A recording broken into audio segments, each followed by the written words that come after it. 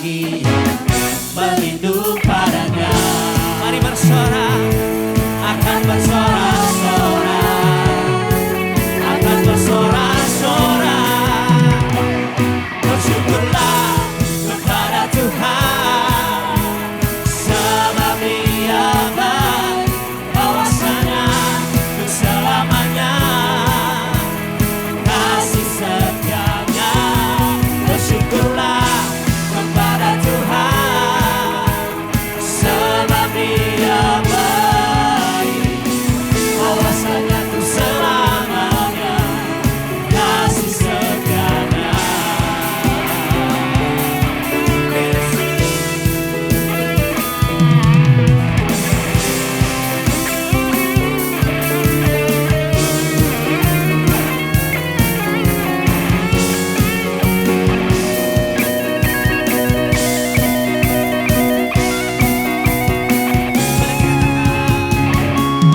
Bersyukurlah kepada Tuhan, sebab Dia baik, bahwasanya untuk selamanya kasih setianya.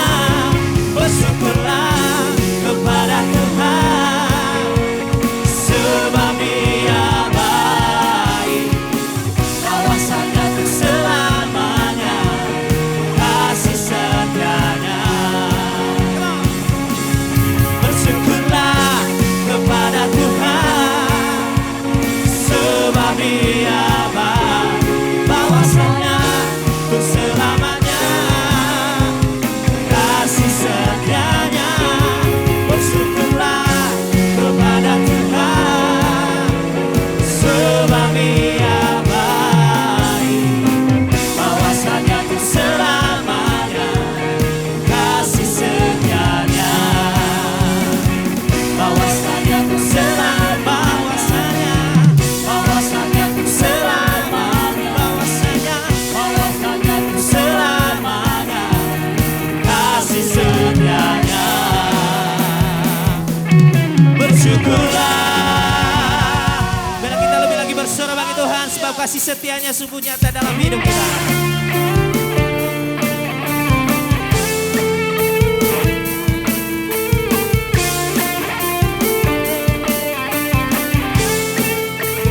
Mari jemaat Tuhan katakan, kasih dan setiamu tak berakhir, kebaikanmu sungguh tak terganti. Katakan, karya pengampunanmu tak terganti, kuasamu sungguh tak terganti.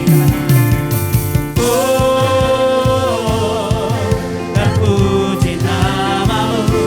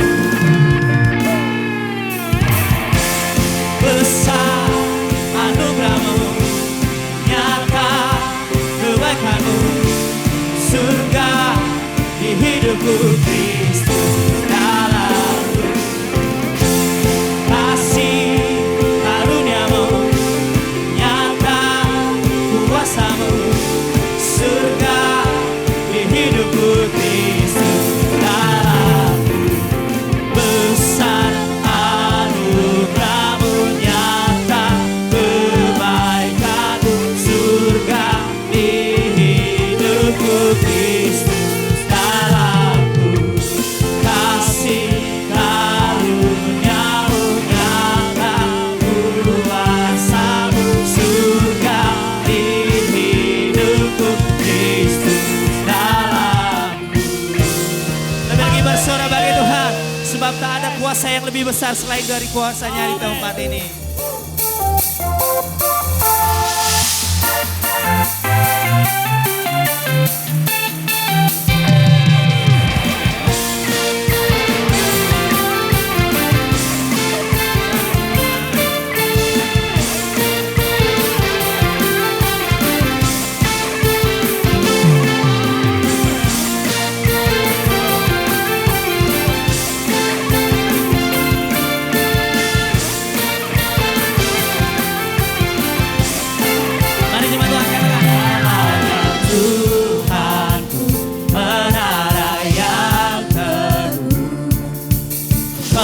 Benteng perlindunganku, Dia Allah yang perkasa, Allah yang perkasa, Dia Bapa yang kekal. gunung batu, Batu keselamatanku. katakan, Engkau yang termulia di bumi di surga, termasyur perkasa selamanya. Engkau yang berkuasa di dalam segala hal, ada kuasa dalam nama Yesus.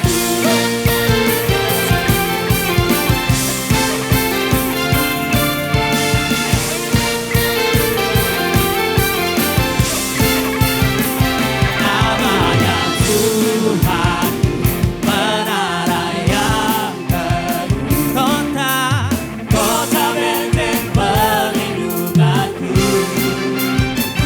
Allah yang perkasa, Ya Bapa yang kekal. Gunung batu keselamatanku. kita katakan, Engkau yang termulia di bumi di surga, termasyur perkasa selamanya. Engkau yang berkuasa di dalam segala hal, ada kuasa dalam nama Yesus. lebih lagi katakan, Engkau yang termulia di bumi di surga, termasyur perkasa selamanya. Engkau yang berkuasa di dalam segala hal, ada kuasa dalam nama Yesus. terima kasih Tuhan. Sebab tak ada kuasa yang lebih besar selain kuasa-Mu. Nama-Mu di atas segala nama Tuhan.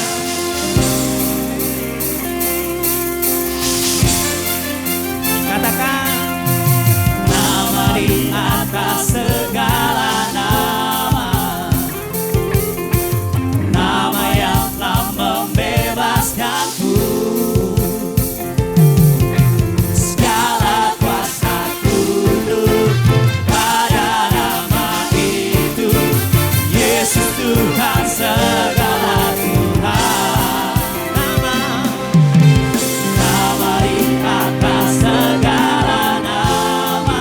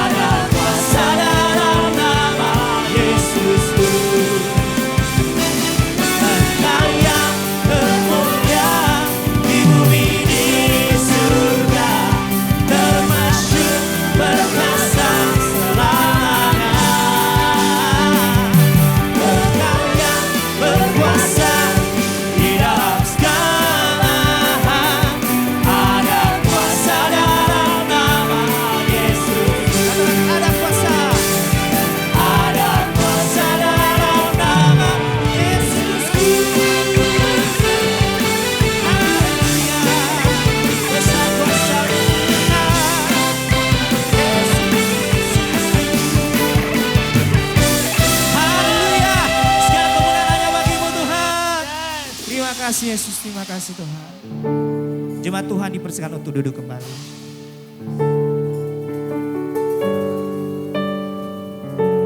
Sungguh kami bangga memiliki yang seperti Engkau Tuhan. Besar setiamu, mulia karyamu dalam hidup kami Tuhan. Syukur atas penyertaan-Mu yang tak henti-hentinya Engkau berikan atas hidup kami Yesus. Sekalipun dunia meninggalkan kami, tapi Engkau tetap setia menemani hidup kami Tuhan.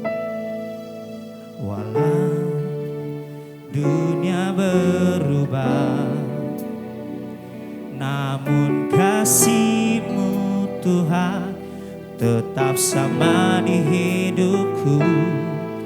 Kau setia dalam setiap rencana-Mu. Ku percaya hidupku dalam tangan-Mu. Sampai detik ini ku melihat penyertaan-Mu sempurna. Sampai selamanya Kaulah Tuhan, satu-satunya pengharapan. Terima kasih buat penyertaan-Mu Tuhan.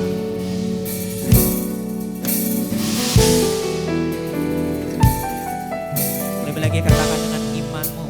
Walau dunia berubah, namun kasih-Mu Tuhan tetap sama di hidupku. Kau setia dalam setiap rencana-Mu. Ku percaya hidupku dalam tangan-Mu. Sampai detik ini ku melihat penyertaan-Mu. Sungguh sempurna Tuhan. Sampai selamanya Kaulah Tuhan, satu-satunya pengharapan. Sampai detik ini ku melihat penyertaan-Mu sempurna. Sampai selamanya Kaulah Tuhan, satu-satunya pengharapan. Sampai detik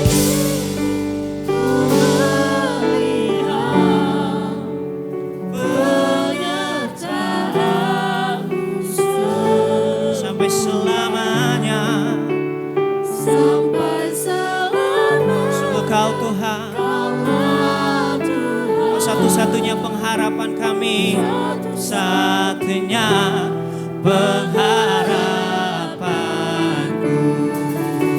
Sampai detik ini ku melihat penyertaan-Mu sempurna. Sampai selamanya Kaulah Tuhan, satu-satunya pengharapan.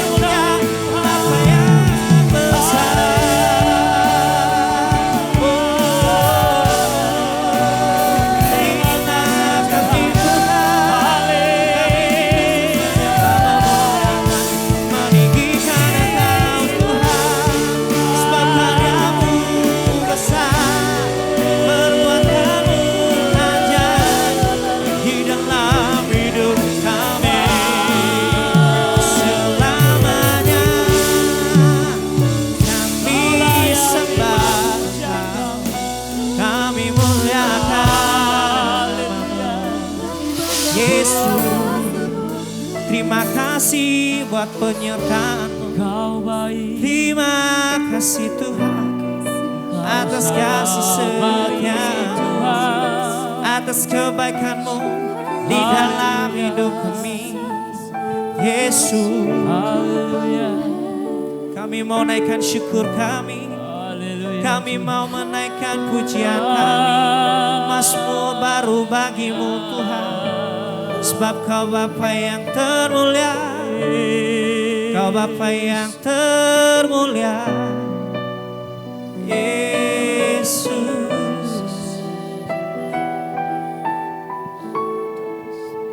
Sampai detik ini ku melihat penyertaan-Mu sempurna, sampai selamanya Kaulah Tuhan, satu-satunya pengharapanku.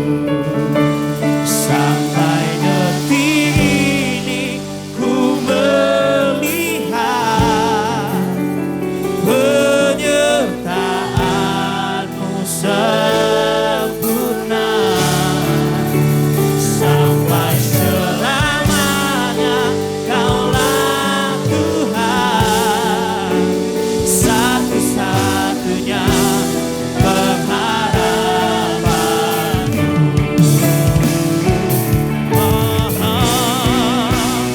Sampai detik ini ku melihat penyertaan-Mu sempurna, sampai selamanya Kaulah Tuhan, satu-satunya pengharapan. Jemaat Tuhan, mari kita semua bangkitkan bersama-sama, katakan satu-satunya yang kuharapkan, satu-satunya, satunya yang percaya. Engkau sumber kekuatan, sumber pengharapan, sumber kedamaian. Satu-satunya yang kuharapkan, satu-satunya yang percaya. Engkau Tuhan memberkati, Tuhan penyembuhku, Tuhan pemulihku.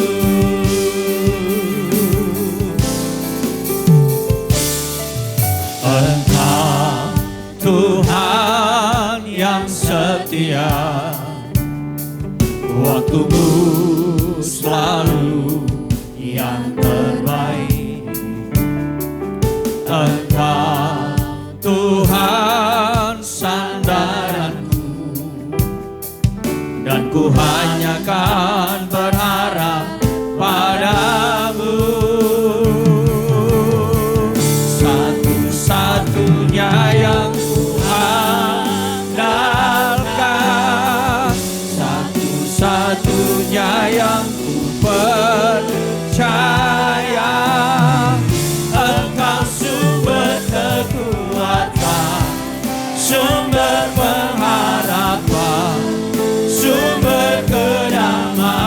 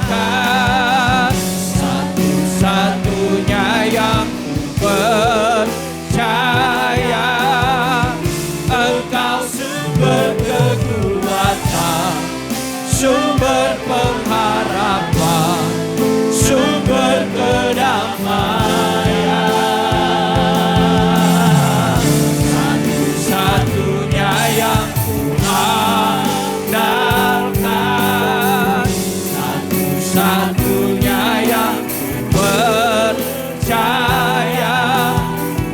Engkau Tuhan memberkati, Tuhan penyembuhku, Tuhan pemulihku. Engkau Tuhan memberkati, Tuhan penyembuhku, Tuhan pemulihku. Engkau Tuhan memberkati, Tuhan penyembuhku, Tuhan pemulihku. Haleluya.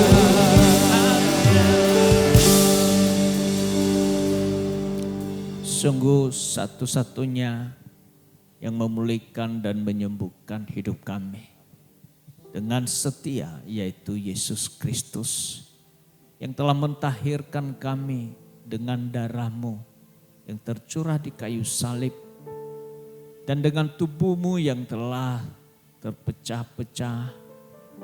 Engkau melakukan semuanya itu supaya kami menjadi pulih dari kehidupan menuju kebinasaan dan hidup kembali menjadi bagian dalam kerajaan-Mu yang mengalami pemulihan demi pemulihan, yang mengalami penyempurnaan demi penyempurnaan untuk menjadi sampai serupa dengan Kristus.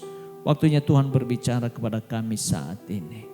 Biarlah firman-Mu terus berbicara di dalam hati, dalam pikiran kami, dan mengendalikan, memimpin, menuntun, dan menguasai seluruh hidup kami.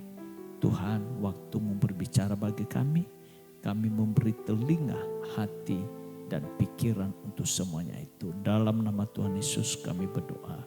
Amin. Silakan duduk Bapak Ibu, selamat pagi.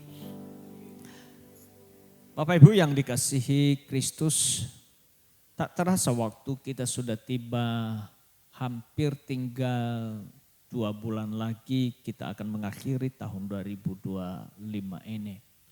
Dan dengan segala situasi yang tak menentu, dengan berbagai tantangan yang ada dan perubahan demi perubahan yang terjadi di tengah-tengah dunia ini. Namun satu hal atau satu pribadi yang tidak pernah berubah, yaitu Allah itu sendiri. Dan dengan segala kasih setianya dulu, sekarang, sampai selamanya, Ia akan terus menyatakan bagi orang yang selalu berharap kepada Dia. Dan di sepanjang bulan Oktober ini kita berbicara tentang kebenaran firman Tuhan, kasih setia Tuhan di setiap musim. Di minggu pertama kita telah mendengar firman Tuhan. Tuhan setia membawa kita pulang ke rumah. Dan kemudian minggu kemarin Tuhan setia untuk membebaskan atau memerdekakan. Hari ini kita belajar satu topik, setia untuk menyembuhkan dan memulihkan kita. Ibu Bapak yang dikasihi dalam Tuhan, sesuatu hal yang sangat menarik, seorang yang lahir 2000 tahun yang lalu menyampaikan satu pernyataan, dan itu dituliskan itu di dalam satu buku namanya Satrial. Ya, turunan Romawi atau lahir ya penyair dari Romawi, dalam sebuah future jurnalis saudara, dia berkata begini, mens sano in corpore sano. Saya rasa hal ini tidak asing bagi kita, walaupun anak-anak remaja sekarang agak kurang memahami atau kurang mendengar lagi istilah mens sano in corpore sano.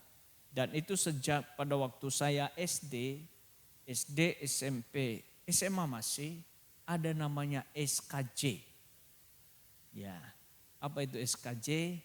Senam kesehatan jasmani. Itu seringkali itu dilakukan hampir tiap pagi sebelum jam pelajaran masuk. Itu ada namanya SKJ, ada itu musiknya. Nah, saudara-saudari yang dikasihi dalam Tuhan, di dalam satu pemahaman bahwa ketika jasmani maka jiwa akan menjadi bugar. Ya, memang demikian Bapak Ibu, tetapi tidak selalu seperti itu. Karena sekalipun ya seseorang mengalami kesehatan jasmani, belum tentu juga jiwanya bugar. Tapi ada keterkaitannya. Sama seperti seorang petinju yang sangat terkenal, yang legendaris, namanya Mike Tyson. Siapa yang tidak kenal Mike Tyson? Dia memiliki kesehatan jasmani yang sangat bugar. Sampai ia dijuluki adalah petinju leher beton. Ya, saudara-saudari yang dikasihi dalam Tuhan, ya bahwa dia adalah dalam sisi jasmani, dalam fisiknya itu tak bisa diragukan. Tetapi di dalam satu pernyataannya, dalam satu media bernama The Guardian, dia berkata, aku menyesal ya hari-hari yang telah aku lalui di masa mudaku. Kenapa? Karena perilaku ya itu atau emosinya yang tidak terkendali. Artinya bahwa jiwanya itu mengalami gangguan. Sekalipun ia memiliki kesehatan jasmani yang bugar. Saudara-saudari yang dikasihi dalam Tuhan, memang ya tidak bisa dipungkiri bahwa kalau tubuh kita itu sehat bisa berpengaruh kepada jiwa kita. Sebaliknya kalau jiwa kita juga sehat bisa juga berpengaruh kepada kesehatan jasmani kita. Jasmani kita sehat bisa berpengaruh kepada kesehatan jiwa kita. Dan sebaliknya kesehatan jiwa kita bisa berpengaruh atau dapat berpengaruh kepada kesehatan jasmani kita. Ingat, perhatikan Bapak Ibu, kata dapat atau bisa artinya tidak selalu demikian. Namun ada keterkaitan satu dengan lain antara kesehatan jasmani dan kesehatan jiwa. Nah Bapak Ibu yang dikasihi dalam Tuhan, bahwa kebugaran ini sekali lagi dapat berpengaruh terhadap keadaan jasmani bila kesehatan jiwa kita sehat. Dan sebaliknya demikian juga. Nah itu namanya dalam istilah ilmu psikologisnya itu adalah psychosomatic disorder. Apa itu saudara? Misalnya gangguan kejiwaan yang berdampak terhadap jasmani. Seperti apa saudara? Mah. Ya. Kemudian otot-otot tegang, sakit kepala, tekanan darah meningkat. Itu pengaruh daripada terganggunya jiwa, mengalami gangguan jiwa. Ya. Gangguan jiwa itu tidak mesti gila seperti di jalan-jalan itu gitu ya. Ya. Tidak demikian, gangguan jiwa itu pun juga bisa berpengaruh seperti contohnya suka marah, gak ada alasan, marah saja, marah gitu, itu gangguan jiwa. Atau sedang mengalami tekanan hebat dalam pekerjaan, dalam usaha, dalam pelayanan bisa. Mengalami gangguan jiwa, jangan pikir kalau pelayanan gak akan terganggu jiwanya. Bisa saudara mengalami gangguan jiwa, ada tekanan-tekanan sehingga ya, ia bisa selera makan berkurang. Ya, makan yang enak, aduh gak enak, jadi gak enak. Mual-mual. Saya cerita semalam kalau ada orang yang pergi kemana dia naik mobil bagus. Ya, kemudian dia ada orang naik mobil itu, kok mau mobil bagus masih bisa, maaf, muntah. Kenapa? Karena mengalami gangguan. Gangguan kenapa? Stres. Stres apa? Mikirnya macam-macam saudara. Ya, di mobil itu mikirnya macam-macam. Sehingga itu mengalami gangguan pencernaan. Yaitu khususnya asam lambungnya menjadi naik. Tapi sebaliknya juga Bapak Ibu yang dikasihi dalam Tuhan. Ada juga yang namanya physical disorder. Misalnya saudara, orang yang mengalami stroke akan berdampak kepada kejiwaannya. Orang yang mengalami stroke itu bisa orangnya itu suka marah. Ya, atau mengasingkan diri. Ya, tidak mau ketemu orang. Itu bisa terjadi. Jadi Bapak Ibu yang saya kasihi dalam Tuhan, itu saling terkait.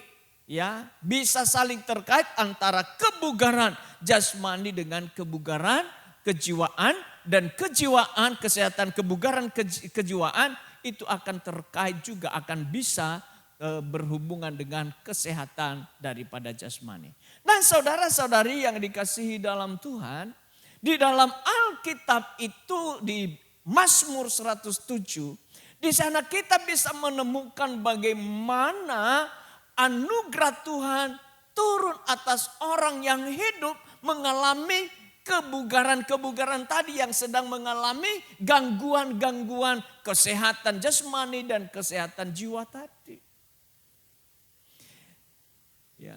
Saudara-saudari, sepanjang di dalam bulan Oktober ini kita belajar tentang kasih setia Tuhan. Bahwa kasih setia Tuhan itu bukan karena kita setia kepadanya, bukan. Tetapi memang Tuhan setia dari dulu, sekarang, dan sampai selamanya. Sebagaimana diutarakan selama 2 minggu bahwa dalam kitab Mazmur 107, Tuhan berbicara atau tema daripada Mazmur 107 itu adalah kasih setia Tuhan. Baik pada waktu Ia membawa kita sampai pulang ke rumah Bapa di sorga, juga di dalam memerdekakan kita dan memulihkan, menyembuhkan kita. Bangsa Israel atau orang-orang Yehuda setelah mereka sampai ke tanah Kanaan dan sepeninggal Yosua, mereka berubah setia kepada Tuhan. Sehingga mereka mengalami berbagai masalah dalam kehidupan mereka. Baik dalam kehidupan mereka sebagai suatu bangsa, sebagai suatu suku, maupun dalam kehidupan keluarga, dalam kehidupan pribadi. Mengalami penderitaan. Tetapi dalam keadaan itu Tuhan tetap setia mengasihi mereka. Saudara-saudari yang dikasihi dalam Tuhan, itulah yang dituliskan dalam Mazmur 107 ayat 17 sampai 22. Dikatakan di sana, ada orang bodoh yang menderita karena pelanggaran mereka. Dan karena kesalahan-kesalahan mereka. Mereka muak terhadap segala makanan dan mereka sudah sampai pada pintu gerbang maut. Maka berseru-serulah mereka kepada Tuhan dalam kesesakan. Mereka dan Ia Mereka berseru-serulah mereka kepada Tuhan dalam kesesakan mereka dan Ia menyelamatkan mereka. Ayat 20, Ia menyampaikan firman-Nya dan menyembuhkan mereka, melupakan mereka dari liang kubur. Biarlah mereka bersyukur kepada Tuhan karena kasih setianya, karena perbuatan-perbuatannya yang ajaib terhadap anak-anak manusia. Biarlah mereka mempersembahkan kurban syukur dan menceritakan pekerjaan-pekerjaannya dengan sorak-sorai. Perhatikan baik, sebagaimana tadi saya utarakan bahwa orang-orang Yehuda, kitab Mazmur 107 ini adalah orang ditulis ketika pada waktu dalam keadaan orang Yehuda ada di Babel. Mereka dibuang ke Babel karena sesungguhnya untuk membawa mereka kembali menyadari akan keterbatasan mereka untuk supaya mereka tetap setia kepada Tuhan. Tetapi saudara-saudari, di dalam keadaan itu pun anugerah Tuhan dalam kehidupan mereka, mereka tetap mengalami kesetiaan Tuhan, pemeliharaan Tuhan atas hidup mereka. Tuhan tidak pernah mengingkari hal-hal yang telah Allah janjikan bagi mereka. Bahwa mereka adalah bangsa pilihan, iya saudara. Tetapi saudara-saudari yang dikasihi dalam Tuhan, tidak berarti bahwa kalau kita menjadi bangsa pilihan sama seperti orang Israel sebagai umat pilihan Allah. Tidak berarti bahwa kita semau-maunya kita. Tuhan menyampaikan kepada mereka supaya mereka setia menyembah kepada Tuhan.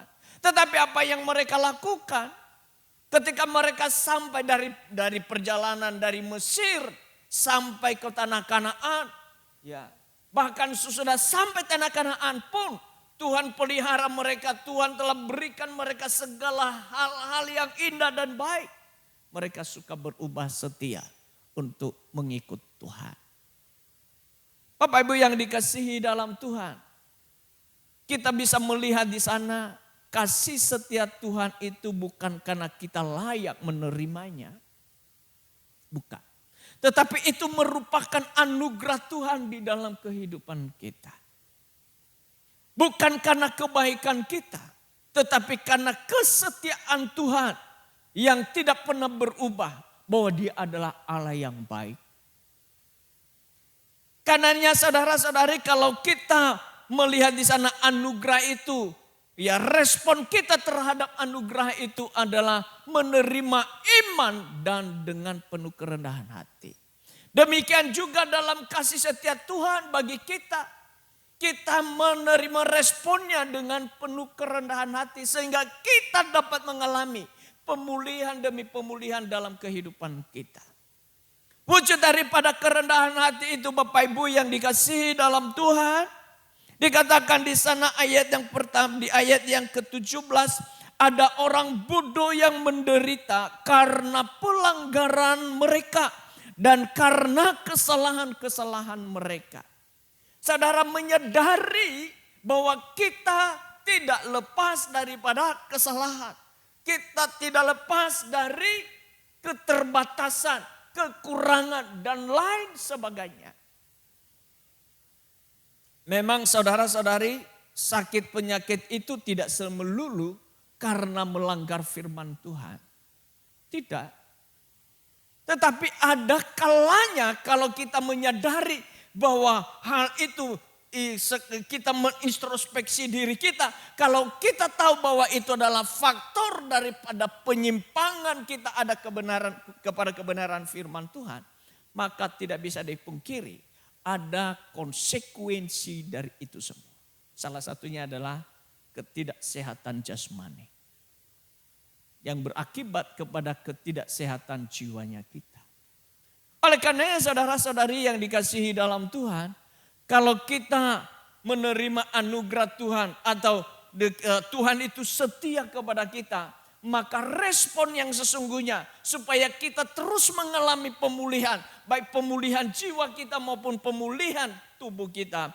Hal yang pertama adalah saudara-saudari ya memiliki kerendahan hati, dan wujud daripada kerendahan hati itu saudara adalah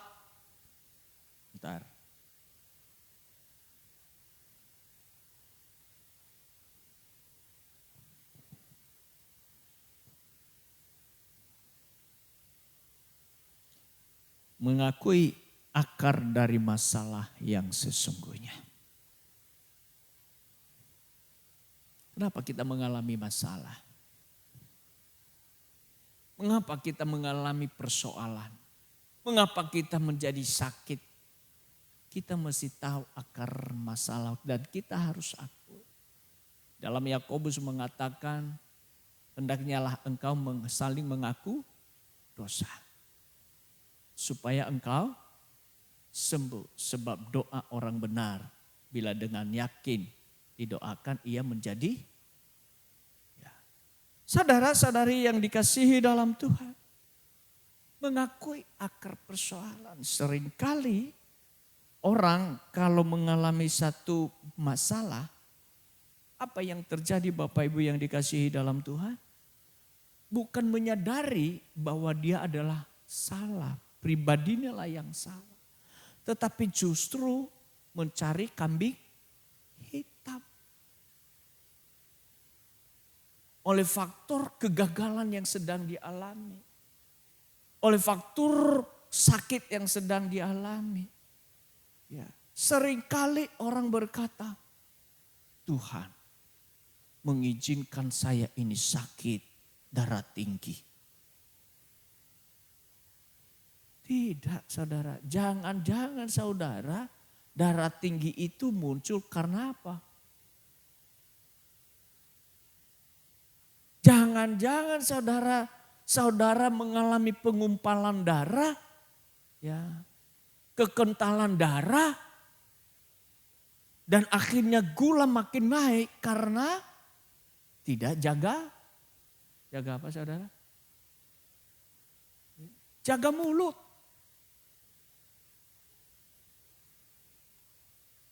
Jangan-jangan faktornya itu. Atau saudara mengalami tekanan darah tinggi. Ya, dan emosi tidak keruan. Karena saudara kurang tidur. Bisa enggak saudara? Bisa. Kurang tidur. Kenapa kurang tidur? Bukan karena saudara kerja keras. Tapi karena pulang-pulang tidur diranjang, sudah diranjang tapi scroll terus. Facebook lah, TikTok lah, ya IG lah, macam-macam. Sibuk dengan media sosial. Saya sebut sama anak-anak image semalam. Jangan marah-marah kalau nilai matematika Anda jadi ngedrop. Ya. Ketika waktu terima rapot, warna-warni, dominasinya adalah merah, warna berani. Anda marah-marah. Oh, enggak perlu Anda memarahi guru. Enggak perlu Anda marah kambing hitam teman. Ya, gara-gara teman ngajak main game. Lu siapa yang suruh Anda ikutin temanmu? Kamu punya tanggung jawab. Yang utama adalah belajar. Fokus kepada pelajaranmu. Saudara-saudari yang dikasihi dalam Tuhan, harus mengakui akar persoalannya apa. Jangan-jangan karena diri kita. Sakit karena kita gak jaga mulut kita untuk makan sembarangan. Ya. Sudah tahu kolesterol, makan macam-macam. Saucu lah, cunyuk lah, cukiok lah, kepiting bakar lah. Waduh, makanan enak-enak udah tahu. Ya. Sudah tahu ada gula darah tapi masih mengkonsumsi kayak gitu. Ya, asam urat lah macam-macam. Saudara. Nah, Bapak Ibu yang dikasihi dalam Tuhan itu perlu tahu akar persoalannya. Beberapa waktu yang lalu, 2 minggu ya, 1 bulan yang lalu, saya minta saudara Dion untuk motong pohon, namanya pohon kelor. Di belakang udah besar, gitu. Saya bilang kamu matiin ya, kalau bisa tidak tumbuh lagi. Ya potong. Memang dia potong, tapi tunggulnya masih ada. Kemarin lusa, saya di belakang gedung baru itu. Tumbuh lagi, besar lagi. Saya bilang, Dion, tahu kenapa? Mari saya kasih tunjuk dia. Di sini lihat ini Dion. Ya Pak, saya sudah potong. Iya, kamu sudah potong. Tapi tumbuh lagi kan? Gitu. Gimana ya? Saya bilang gimana caranya supaya enggak tumbuh lagi? Enggak tahu gimana Pak, cabut akarnya. Supaya enggak tumbuh lagi. Gitu caranya. Seringkali muncul persoalan-persoalan dalam diri kita. Itu karena ada akarnya yang tidak tercabut. Cabut sama seperti dengan orang yang maaf ya sakit bisul. Tahu sakit bisul ya? Orang kalau sakit bisul itu kalau dipencet dikit sakit saudara. Sehingga biasanya orang yang sakit bisul itu suka gini-gini. Elus-elus, dia elus-elus. Terus dikasih, kalau dulu zaman saya dikasih odol di atas. Supaya cepat matang itu dan kemudian dia pecah. Nah tahu enggak saudara, kapan itu bisul itu menjadi sembuh dia dan orang yang mengalami sakit bisul itu menjadi lega. Waktu matanya itu ceng gitu, lepas dan akhirnya bisa menjadi sembuh. Sama setiap persoalan dalam diri kita seringkali kita tidak itu menjadi sembuh secara total karena ada akarnya. Itu sebabnya akar persoalannya mesti tahu kenapa Anda mengalami gangguan, baik gangguan jasmani maupun gangguan jiwani. Anda tidak mengalami lagi kebugaran, Jangan-jangan ada akar persoalan. Jangan salahkan yang lain. Ya. Jangan salahkan yang lain. Jangan cari kambing hitam yang namanya blame game. Menyalahkan keadaan. Ya. Rata-rata katanya menurut survei, ya, di dunia ini, dalam dunia pekerjaan, dalam dunia usaha, ya, ketika mengalami persoalan di dalamnya, yang paling ditemukan alasan orang itu adalah menyalahkan orang lain.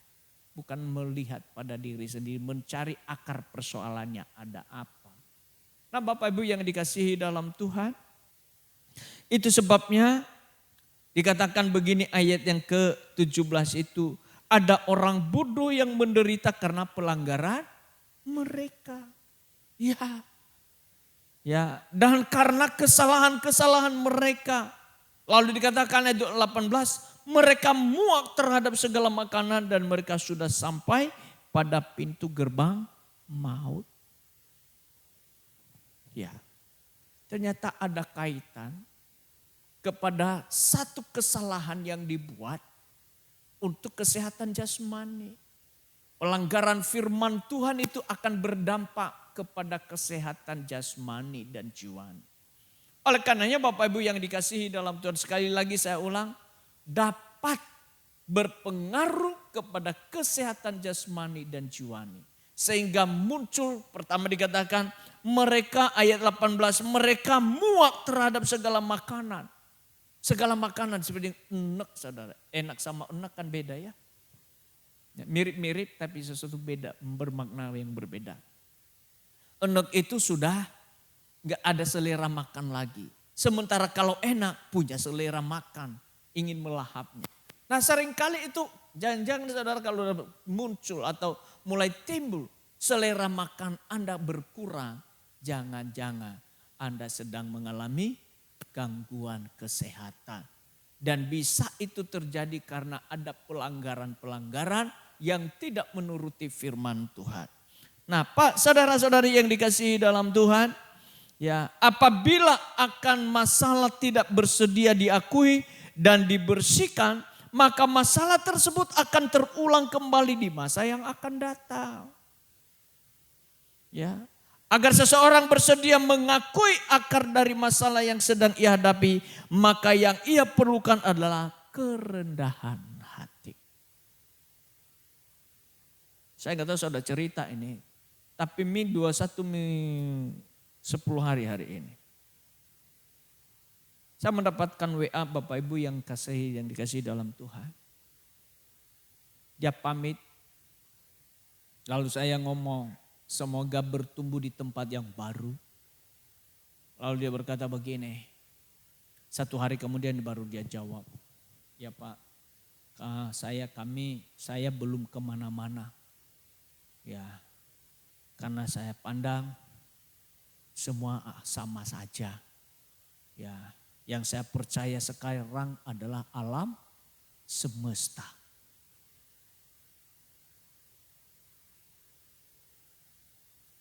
Ngerti maksudnya? Jadi mau ke mana saja, mau ke gereja mana saja, dia bilang sama saja. Dia mau mencari gereja yang sempurna. Tahu enggak saudara, kalau mau mencari gereja sempurna, di dunia ini enggak ada gereja yang sempurna. Mau di mana saja, ada kurangnya, ada kelebihannya, sudah pasti. Ya. Kalau Anda menemukan ada gereja sempurna, Anda datang ke situ, bisa-bisa gereja itu menjadi tidak sempurna. Kenapa? Yang saya pastikan termasuk yang berdiri di tempat ini, di panggung ini nih, tidak sempurna. Gak ada yang sempurna. Jadi jangan pernah cari gereja yang sempurna. Gak ada gereja yang sempurna. Kalau Anda mencari gereja sempurna dan Anda masuk di situ, gereja itu menjadi tidak sempurna. Kenapa? Karena kita tidak sempurna, gak ada sempurna. Bapak Ibu yang dikasihi dalam Tuhan, oleh karenanya waktu dia balas WA saya itu, saya mikir, ini saya mau jawab apa ini sama orang nih. Ya, sama teman satu ini, saya hanya jawab begini. Di dunia ini, ya kita ini, hidup ini sangat penting kerendahan hati. Gak ada yang lain.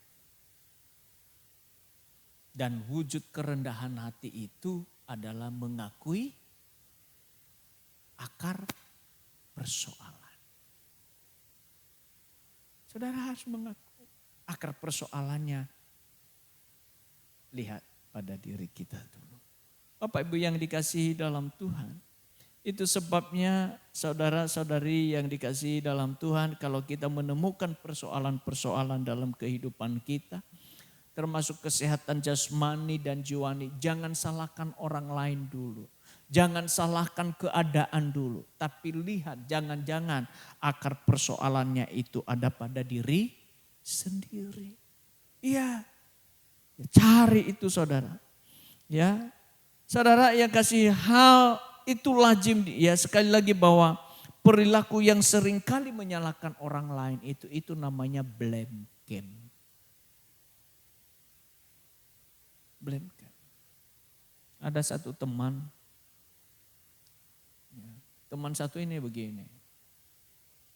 Ya.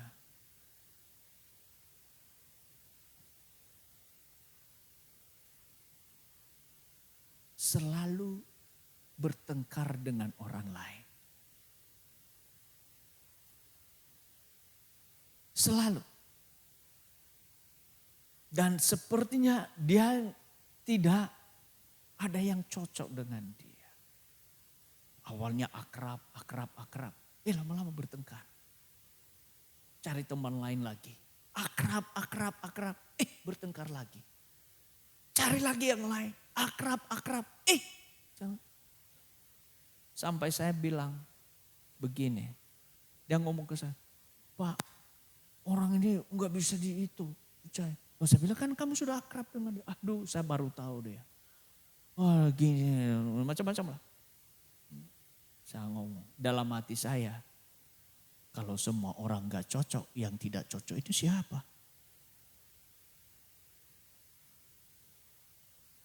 Sama tadi. Dia mau cari gereja ya sempurna. Bapak Ibu, saudara-saudari yang dikasihi dalam, jangan-jangan persoalannya ada dari kita. Kalau semua orang gak cocok sama kita, kira-kira yang gak cocok itu siapa? Ya jawab sendiri Bapak Ibu. Ya. Oleh karena sekali lagi bahwa perlu kerendahan hati, dan wujud kerendahan hati itu adalah mengakui akar persoalan itu sendiri. Yang kedua saudara-saudari adalah wujud kerendahan hati itu adalah memohon pertolongan Tuhan dengan sepenuh hati. Hanya orang yang rendah hati sajalah yang mau meminta tolong. Yang berseru, yang berteriak untuk minta tolong. Orang yang congkak tidak akan pernah berteriak untuk minta tolong. Karena apa saudara? Merasa dia mampu. Merasa sudah bisa, dia nggak perlu Tuhan. Nggak perlu orang lain. Hanya kalau ia sadar bahwa memiliki keterbatasan di dalam dirinya, itulah orang yang mau meminta tolong. Sama seperti kalau seorang yang nyetir ya di jalan yang menurun hujan lebat. Lalu di kiri kanan jalan itu adalah, di kanan adalah jurang, di kiri adalah tebing. Ketika ia mau mengerem, ternyata remnya menjadi blong.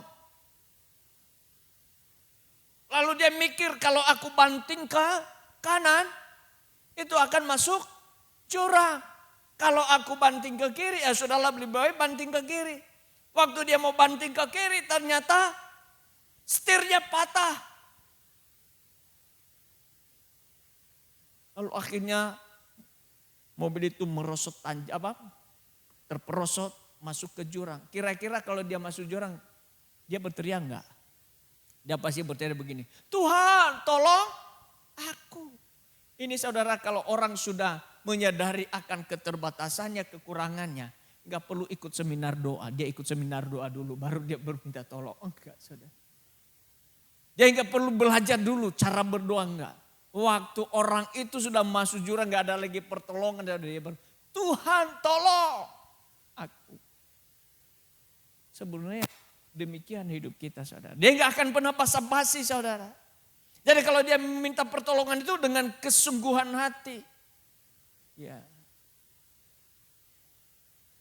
Banyak kan orang Kristen itu suka basa-basi, saudara, kalau meminta tolong kepada Tuhan. Saya cerita sedikit lah.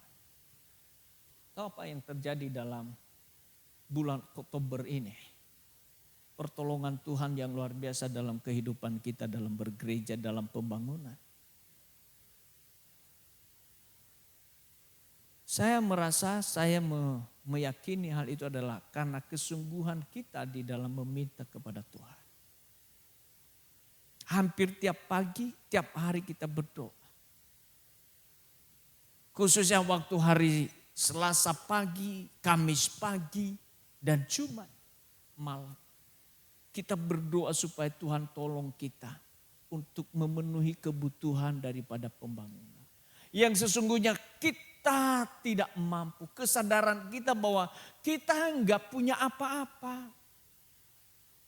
Kita berseru terus kepada Tuhan. Bukan sekedar basa-basi. Dan buahnya bisa terjadi, bisa kita lihat. Kalau kita bisa melihat pembangunan saat ini. Tadi Pak Ari berdiri di situ. Pak, kalau hebel cepat juga ya naik. Dan tahu saudara, apakah itu karena kehebatan kita? Enggak. Kita sadar bahwa kita ini memiliki keterbatasan. Ya. Terakhir, hari Rabu malam, saya bertemu dengan teman. Saya lihat teman saya. Saya datang, saya ngobrol-ngobrol. Saya ngomong ke dia, Pak, besok pagi saya mau punya waktu enggak untuk bisa bertemu. Oh bisa. Saya bilang kira-kira jam berapa? Oh dia bilang, waduh jam 7 itu sudah ada yang janji sama saya. Tapi biasanya ada yang nyelonong saja. Oh gitu ya Pak. Jadi kira-kira saya jam berapa bisa datang ke tempat? Jam 8. Oke, saya ngomong sama Roy, jam 7.20 kita sudah harus berangkat. Saya ajak Roy ke sana. Kami diterima, belum sampai jam 8 saya sudah tiba. Kami ngobrol. Lalu saya ngomong. Setelah itu saya cerita tentang pembangunan kita. Saya bilang, Pak mau minta bantu Bapak. Barangkali bisa bantu. Lalu dia tanya, loh saya pikir sudah selesai kan waktu Pak Sanema kan suka kirim foto yang itu untuk sudah dipakai. Oh itu lantai 1 Pak yang dipakai untuk orang sekolah minggu. Oh gitu, ya sudah. Ada. Saya minta bantu, saya cerita perkembangan yang ada. Dia tanya sudah berapa dana habis, saya sebut angkanya. Gitu. Oh dia bilang begini, gak lama kemudian dia bilang kalau gitu saya bantu cepek tiaw ya Pak ya. Bagi-bagi Pak. Cepek tiaw itu gede enggak?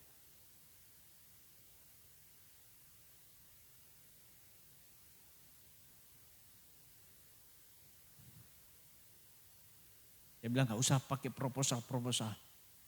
Ya, itu proposal itu nanti orang lain yang kasih aja orang lain gitu. Saya minta bantu. Kenapa saya minta bantu? Karena saya tahu kita tak mampu sendiri untuk mengerjakan itu. 2 minggu lalu saya kan bilang kita butuh AC.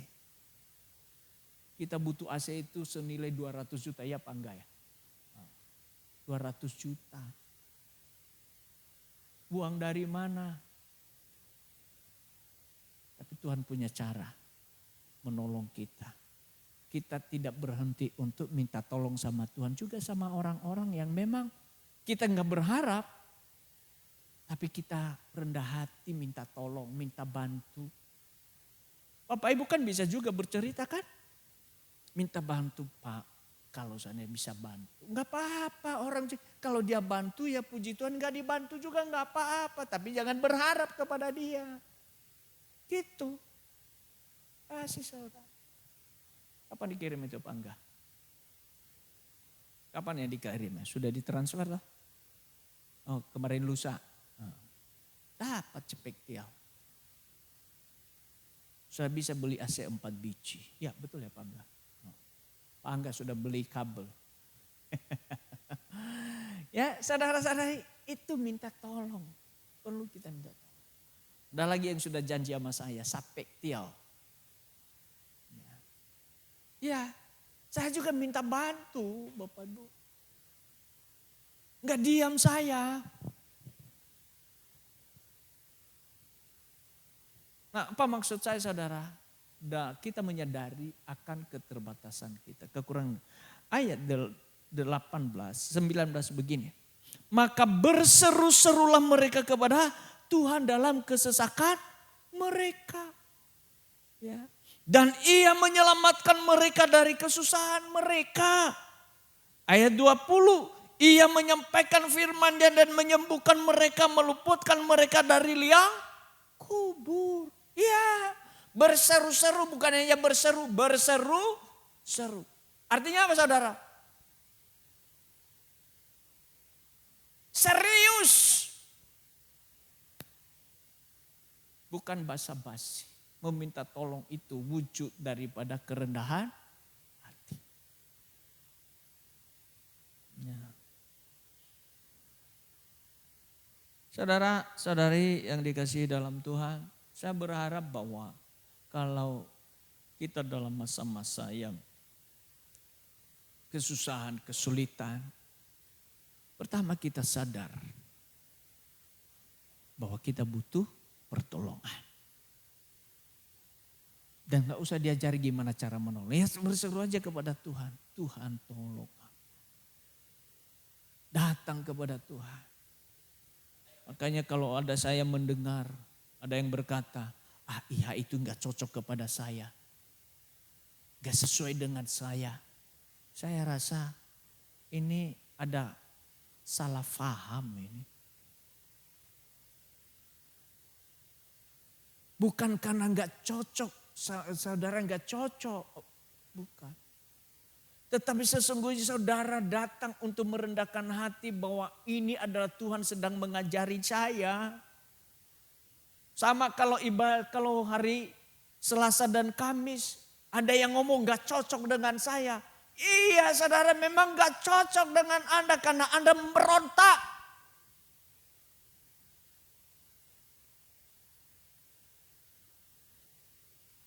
Pemberontakan dalam diri itu merasa hebat.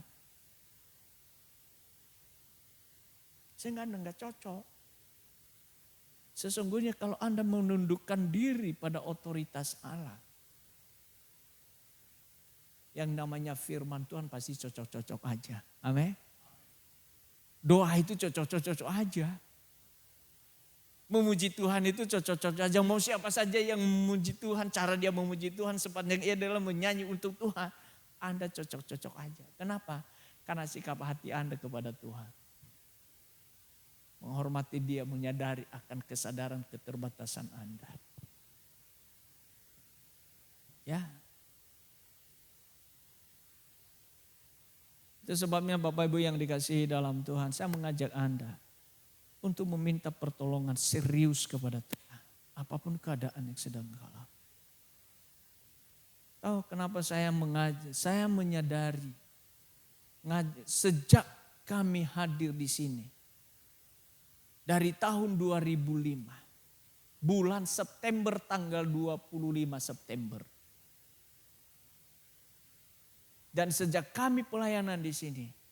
Selasa dan Kamis pagi saya mengajak jemaat untuk doa. Tiap Selasa dan Kamis nggak pernah absen itu. Saya mau berkata kenapa? Menyadari bahwa dalam kebersamaan berdoa itu penting. Sebab mengajak kita untuk sama-sama merendahkan hati. Saya nggak percaya Bapak Ibu. Ya, saya nggak percaya kalau orang itu terus berdoa tanpa ada dalam doa bersama. Kalau saja doa bersama, apa itu? Capek, jenuh, apalagi doa sendiri. Ya. Dan saya melihat cara Tuhan untuk menolong gereja ini. Bukan karena saya hebat. Bukan. Ada yang lebih hebat dari saya. Ada yang lebih pintar dari saya. Ada yang lebih luar biasa lah. Tapi saya cerita, saya mau berkata begini. Saya ketemu 2 bulan lalu, dipertemukan seorang pengusaha yang notabene hanya tidak lulus SD. Gak lulus SD. Kalau saudara ke Batam, Hotel Aston Villa, di mana saja Aston Villa, itu ada satu orang yang punya. Tahu, itu anak Tuhan. Pernah gereja kita pakai hotelnya Hotel Gideon. Waktu ketemu Bapak Ibu, udah umur 65-an lah. Enggak ada model atau apa ya, betul lah. Potongan orang kaya. Sandal jepit. Pak Saliung sama saya makan di Tamrin itu ya. Makan sop ikan pakai talas itu. Kami ketemu di situ. Lalu Pak David, gembala kita di Batam, kasih kenal saya. Pak, ini teman yang punya hotel Gideon. Oh, yang kita pernah. Saya bilang sama dia, oh kamsia. Ya kamsia sama Tuhan lah. Itu pertolongan Tuhan, itu punya Tuhan, bukan punya saya. Saya yang mengelola. Gitu. Lalu Pak David bilang, Pak, ini semua hotel Aston ini punya dia di Batam.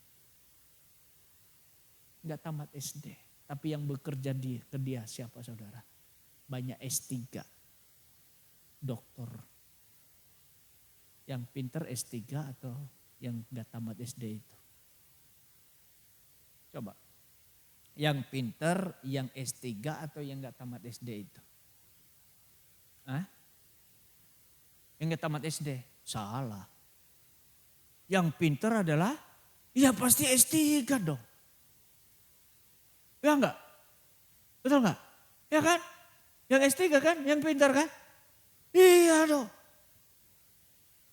Tapi kenapa S3 itu bekerja sama orang yang gak tamat SD?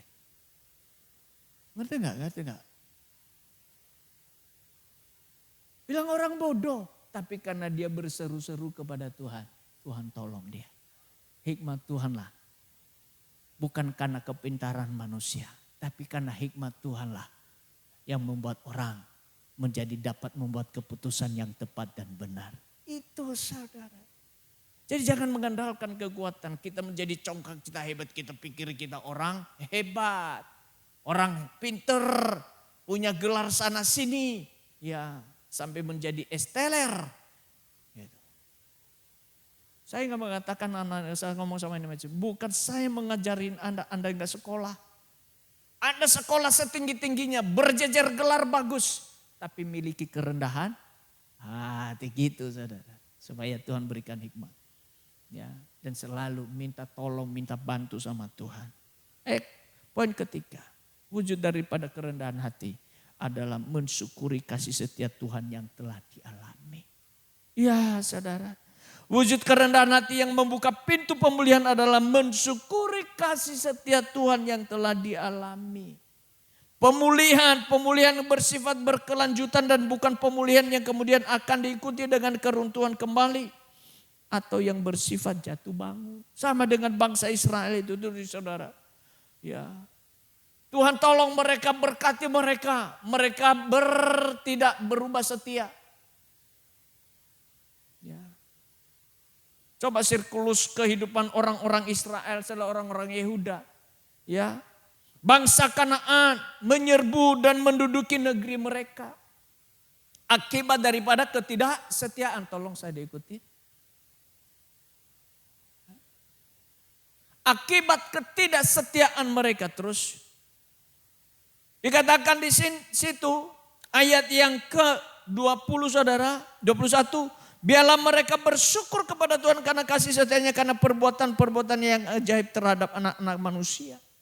Biarlah mereka mempersembahkan kurban syukur. Saudara-saudari, perhatikan baik-baik. Ini sudah kelewatan ini. Balik. Kembali. Lagi. Perhatikan. Ya, diberkati melupakan Tuhan. Lalu kemudian mereka berseru kepada Tuhan, Tuhan tolong mereka. Ya. Mereka berubah setia lagi sampai akhirnya orang-orang Kanaan, orang bangsa Moab, Amon, orang Amalek menguasai mereka. Mereka minta tolong lagi sama Tuhan.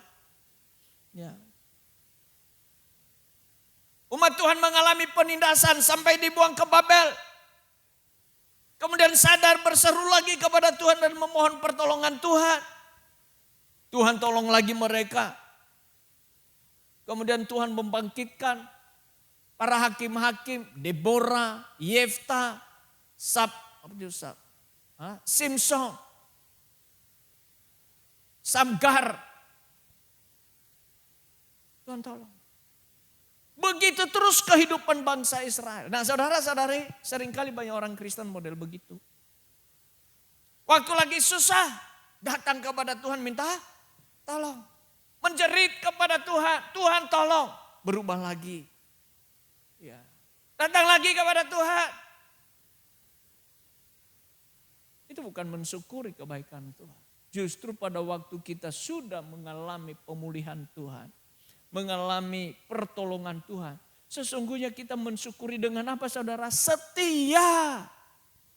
Setia dalam doa, setia beribadah. Ya. Setia mempersembahkan hidup kepada Tuhan. Ya. Jangan pada waktu diberkati banyak acara, waktu hari Minggu. Main golf lah. Ya. Main sepeda lah. Ya, jogging lah. Pertandingan ini, pertandingan itu sampai nggak ada waktu untuk Tuhan. Saudara-saudara, ini perlu kita atur waktu. Kalau memang waktunya kita ada waktu bekerja, ada waktu beribadah, ada waktu istirahat, ada waktu makan, semua ada waktunya. Setia, mensyukuri apa yang telah Tuhan. Jangan seperti orang Israel, Tuhan tolong, mereka berubah setia. Kesempatan yang Tuhan berikan kepada kita. Supaya kita mengalami dia setiap hari. Amin. Kita syukuri semuanya. Kita bersyukur kesetiaan Tuhan kepada kita. Yesus Kristus datang ke dunia ini sampai mati di salib. Itu wujud kesetiaan Tuhan. Dan untuk merespon akan pengorbanan dengan kesetiaannya dalam hidup kita. Kiranya kita hidup setia mengikut dia. Amin. Hidup merendah, hidup menjadi satu pribadi yang rendah hati. Kita harus mewujud daripada kerendahan hati dan mengakui kesalahan akar persoalan kita. Meminta pertolongan kepada Tuhan. Dan ketika Tuhan sudah menolong, kita tetap mengucap syukur dengan setia mengiring dia. Mari kita bangkit berdiri.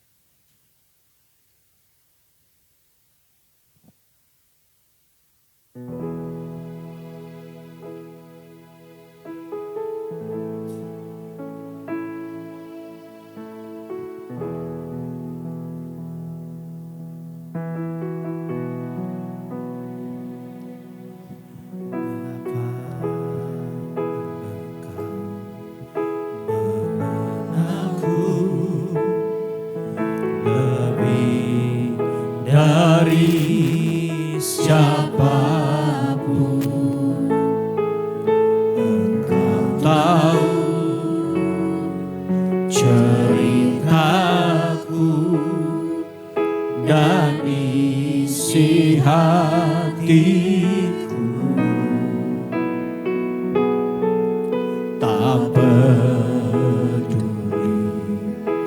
masa lalu Engkau tetap memilihku, umatkanku sempurnakan dari karya yang indah. Kini aku percaya tiada yang mustahil bagimu. Kuasamu kuatkanku, dasarku berharap. Kini aku berserah pada rancanganmu bagiku. Ku ikuti panggilanmu, Kau kan setia sampai akhir hidupku.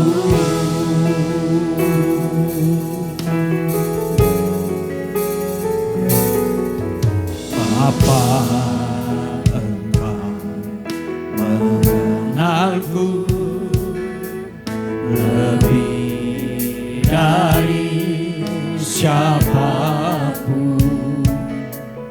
Engkau tahu ceritaku dan isi hatiku. Tak peduli masa lalu, Engkau tetap memilihku.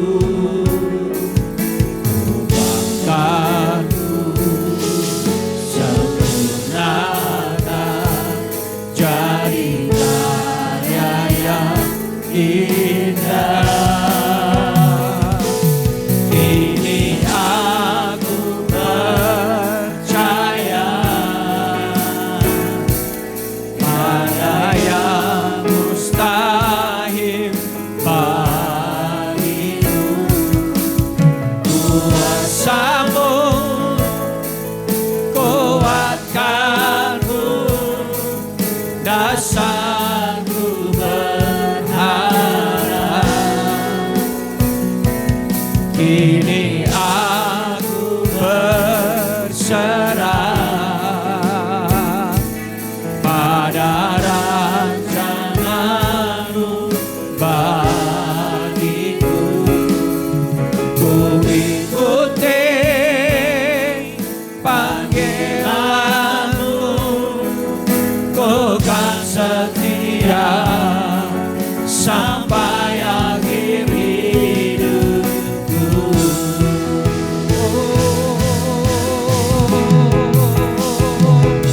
Kini aku percaya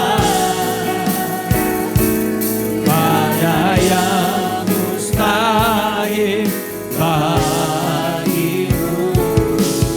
Kuasamu kuatkanku, dasarku berharap. Kini aku berserah pada rancanganmu bagiku. Ku ikuti panggilanmu, Kau kan setia sampai akhir hidupku. Ibu bapak saudara-saudari, kasih setia Tuhan bagi kita itu merupakan anugerah, kemurahannya bukan karena kita layak untuk menerimanya. Namun kita harus merespon itu dengan sikap penuh iman dan kerendahan hati. Wujud daripada kerendahan hati adalah mengakui akar persoalan hidup kita. Meminta pertolongan daripada Tuhan dan mensyukuri akan kesetiaannya dalam hidup kita. Sehingga kita dapat mengalami pemulihan, kesembuhan baik secara jasmani maupun jiwa kita. Kita akan dapat terus mengalami kebugaran demi kebugaran di dalam kehidupan kita. Sebab Allah setia untuk memulihkan dan menyembuhkan kita. Biarlah pada pagi hari ini, kalau engkau sedang mengalami kesusahan, baik secara jiwamu maupun jasmanimu.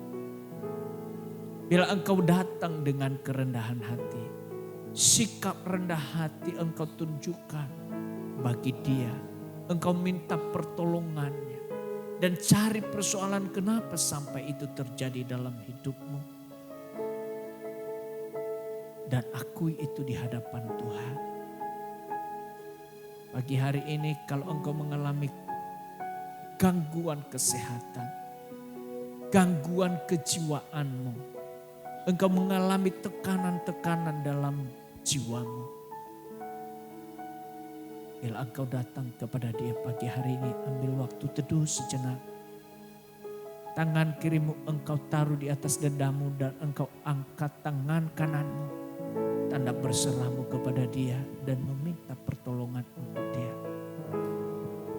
Kau berkata, Tuhan, aku meminta pertolongan. Dengan kesetiaan-Mu yang tidak berubah dari dulu, sekarang, dan selamanya. Engkau sanggup memulihkan dan menyembuhkan aku. Engkau memberikan kebugaran di dalam tubuh dan jiwaku. Karena itulah yang Engkau kehendaki di dalam hidupku. Aku mensyukuri semua pertolongan dan kebaikan-Mu dalam hidupku. Kesetiaan Tuhan dalam memulihkan dan menyembuhkan aku. Hari ini oleh pilur-pilur Kristus mentahirkan aku dan menyembuhkan aku, memberikan kebugaran baik dalam jiwaku maupun dalam jasmaniku. Dan aku memuliakan Tuhan seumur hidupku sampai aku menutup mata dan kembali ke rumah Bapa di sorga. Aku tetap bersuka cita karena Tuhan bersama dengan aku. Di dalam nama Tuhan Yesus aku berdoa. Amin. Silakan dulu Bapak Ibu. Shalom, kami menyambut dengan sukacita Bapak Ibu Saudara-saudari yang beribadah pada hari ini. Dan selamat datang bagi Bapak Ibu Saudara-saudari yang baru pertama kali hadir di Gereja GKPB MDC Pangpinang. Berikut MDC News.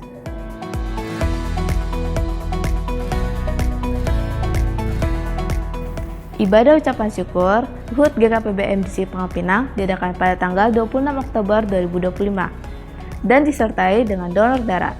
Bagi Bapak Ibu Saudara-saudari yang ingin mendaftarkan diri Anda, silakan hubungi Bapak Sopan Hari Halawa. 1 jam dalam hadirat Tuhan menjadikan 23 jam hidup bermakna. Mari mengalaminya melalui keintiman dengan Tuhan melalui embun surgawi yang diadakan pada Selasa dan Kamis, diadakan pada pukul 5 sampai pukul 6 waktu Indonesia Barat melalui Zoom meeting. Doa meneduhkan jiwa diadakan setiap hari Rabu pada pukul 11 sampai 12 waktu Indonesia Barat di gereja. Doa bermalam di hadiratnya diadakan setiap hari Jumat pada pukul 19 sampai 20.30 waktu Indonesia Barat di gereja. Kegiatan kesan diadakan setiap hari Selasa, Rabu, Kamis, dan Minggu pada pukul 19 waktu Indonesia Barat. Untuk mengetahui info lebih lanjut dapat menghubungi ketua kesan masing-masing. Bagi Bapak Ibu Saudara-saudari yang akan memberikan persembahan umum, persembahan persepuluhan, dan persembahan misi serta persembahan untuk pembangunan dapat mentransfer ke rekening yang tertera di layar.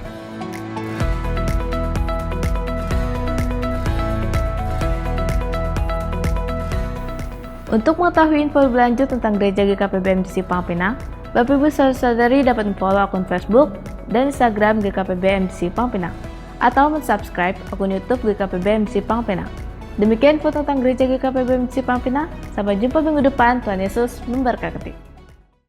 Hati kami limpah dengan syukur buat segala kebaikan dan kesetiaan Tuhan dalam kehidupan kami. Sampai detik ini dan sampai untuk selamanya.